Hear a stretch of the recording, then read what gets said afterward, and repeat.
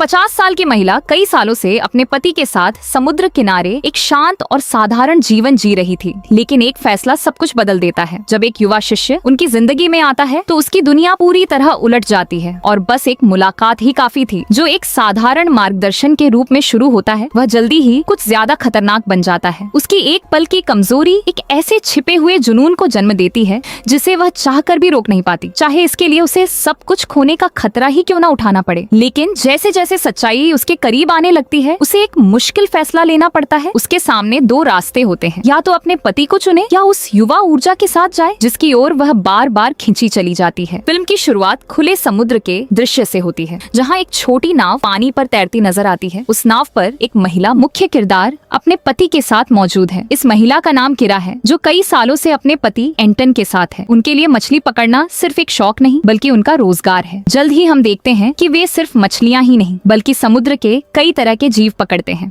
वे हर चीज को बड़े ध्यान से अलग अलग डिब्बों में रखते हैं। केकड़े, कछुए और अन्य समुद्री जीव जिन्हें पैक करके व्यवस्थित किया जाता है और फिर बंदरगाह से अलग अलग जगहों पर भेजा जाता है। उस सुबह का काम खत्म करने के बाद किरा किसी से मिलने के लिए एक घर की ओर जाती है, लेकिन जैसे ही वह अंदर प्रवेश करती है उसे घर बहुत शांत और खाली लगता है। वह इधर उधर देखती है और अंदर रखी चीजों को ध्यान से देखने लगती है। तभी अचानक एक युवा लड़का उसके पीछे आकर खड़ा हो जाता है। उसका नाम मैक्स है और वह तुरंत उस चीज को पहचान लेता है जिसे किरा देख रही होती है। वह उसे बताता है कि यह लगभग 50 साल पुरानी है और यह उसके दादा की थी। लेकिन उनकी बातचीत आगे बढ़ पाती उससे पहले ही एक बुजुर्ग महिला कमरे में दाखिल होती है। हमें पता चलता है कि वह मैक्स की माँ है। धीरे धीरे यह भी सामने आता है कि किरा को वहाँ मैक्स को नौकायन और मछली पकड़ने की ट्रेनिंग देने के लिए बुलाया गया था। उसकी माँ किरा को बताती है कि मैक्स समुद्र के बारे में पढ़ाई कर रहा है और अब वह मछली पकड़ने का व्यावहारिक अनुभव भी लेना चाहता है। इसीलिए वह चाहती है कि उसे हाथों हाथ सीखने का मौका मिले। दोनों महिलाओं के बीच इस व्यवस्था की बातें जल्दी ही तय हो जाती हैं। पहले दिन मैक्स से ज्यादा कुछ नहीं करवाया जाता। वह सिर्फ किरा के साथ नाव में समुद्र की सैर करने जाता है और फिर वापस घर लौट आता है। अगले दिन किरा मैक्स की मुलाकात अपने पति से कराती है। फिर वह तय करती है कि अब उसे पूरी तरह से सीखने की प्रक्रिया शुरू करनी चाहिए। वह उसे समझाती है कि मछली कैसे पकड़नी है, उन्हें सही तरीके से कैसे संभालना है और बिना नुकसान पहुंचाए कैसे सुरक्षित रखना है। शाम तक जब वे बंदरगाह लौटते हैं तो वे अपनी पकड़ को एक बड़े कंटेनर में सुरक्षित रख देते हैं। उस रात वे घर लौटते हैं, जहाँ मैक्स को उनके छोटे केबिन में ही उनके साथ रहना होता है। जब वह उसे देखने जाती है तो किरा कहती है कि अगर उसे असहज लगे तो वह पास के किसी होटल में रह सकता है, लेकिन वह कहता है कि उसे कोई दिक्कत नहीं है और वह यहीं रहेगा। लेकिन उस रात उस कपल के लिए एक दूसरे के करीब आना मुश्किल हो जाता है, क्योंकि उनके और उस लड़के के बीच बस कुछ ही दूरी होती है। दिन बीतते जाते हैं और मैक्स धीरे धीरे काम सीखने लगता है, लेकिन समुद्र में नया होने की वजह से उसे लहरों की लगातार हलचल से चक्कर और उल्टी जैसा महसूस होता है। जब कीरा यह देखती है तो वह उसे सलाह देती है कि वह लहरों की तरफ नीचे न देखे बल्कि सामने की ओर नजर रखे। यह छोटी सी सलाह धीरे धीरे उसके काम आ जाती है और वह खुद को संभाल लेता है।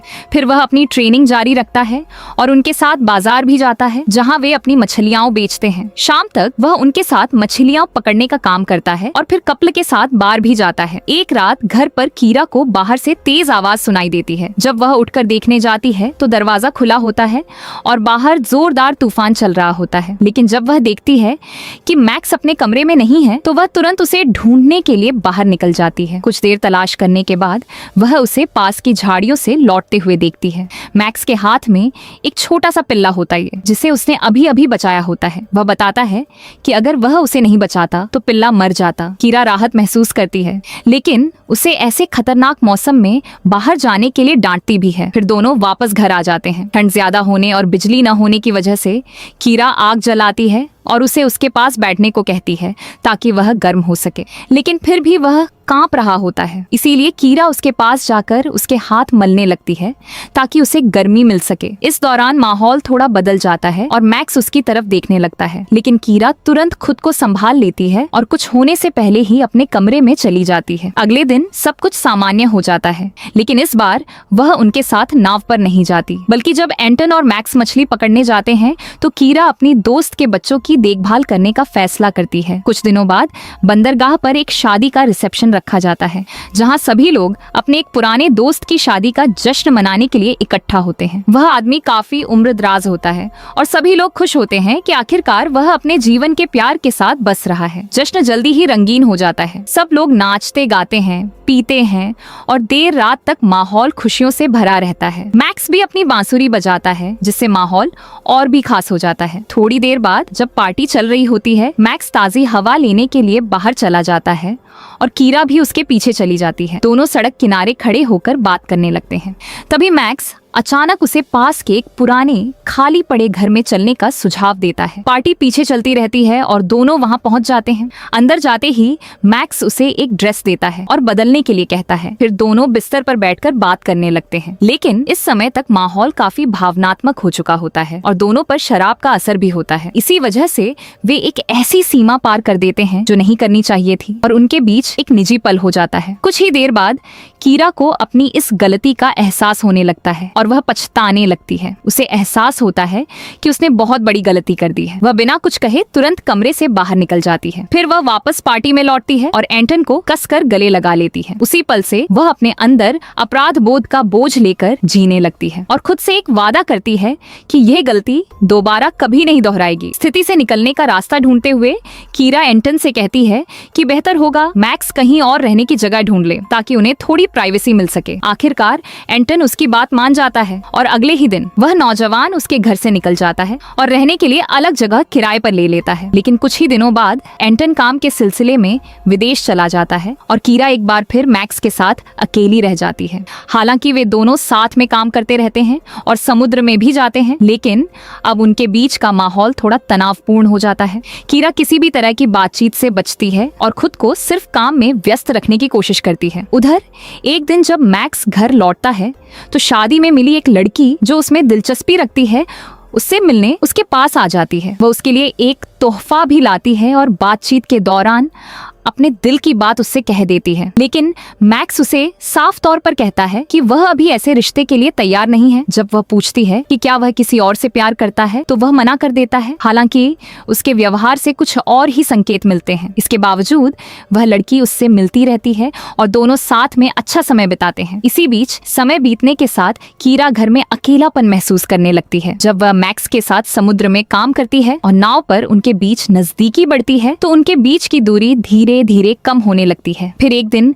समुद्र में ऐसा पल आता है जो उन्हें फिर से करीब ले आता है। उस समय के बाद दोनों एक दूसरे से अलग रहना मुश्किल समझने लगते हैं। एंटन के दूर होने की वजह से कीरा और मैक्स जब भी अकेले होते हैं, चाहे घर पर हो या समुद्र में, एक दूसरे के साथ समय बिताते रहते हैं और उनकी नजदीकियां बढ़ती जाती हैं। दिन हफ्तों में बदल जाते हैं और कीरा का लगाव इतना बढ़ जाता है कि वह यह तक भूलने लगती है कि उसका एक पति भी है। लेकिन छोटे से समुदाय में रात ज्यादा समय तक छिपे नहीं रहते। धीरे धीरे बंदरगाह के लोग उसके साथ अलग व्यवहार करने लगते हैं और उससे दूरी बनाने लगते हैं। उसके करीबी दोस्तों में से एक, जिसकी शादी में वे पहले गए थे, एक दिन उससे सीधे बात करता है। वह उस पर आरोप लगाता है कि उसका मैक्स के साथ गलत रिश्ता है जो उम्र में उसके बेटे जैसा है। कीरा इसे नकारने की कोशिश करती है, लेकिन वह आदमी कहता है कि उसे अब किसी सफाई की जरूरत नहीं, क्योंकि जो कुछ लोग कह रहे हैं उसी से उसे यकीन हो चुका है।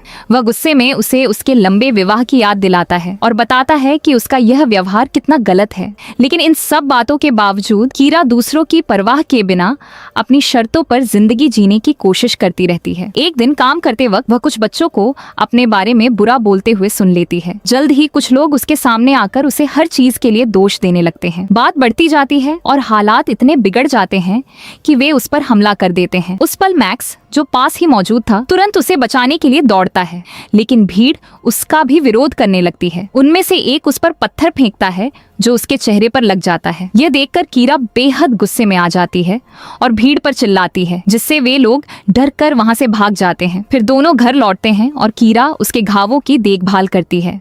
मैक्स उसे समझाने की कोशिश करता है कि उनके प्यार के बीच कोई नहीं आ सकता, लेकिन कीरा गुस्से और उलझन में भरी होती है। वह सारी जिम्मेदारी उसी पर डाल देती है और कहती है कि उसकी जिंदगी, उसकी बदनामी और उसका सुकून सब उसी की वजह से बर्बाद हुआ है। वह उसे साफ कह देती है कि अगर वह उसकी जिंदगी में नहीं आया होता तो कुछ भी ऐसा नहीं होता। मैक्स यह सुनकर टूट जाता है, लेकिन फिर भी वह शांत होकर कहता है कि उसने शहर छोड़ने का फैसला कर लिया है। वह कहता है कि अगर वह चाहे तो उसके साथ चल सकती है, वरना उसे अपने फैसलों के परिणाम अकेले झेलने होंगे।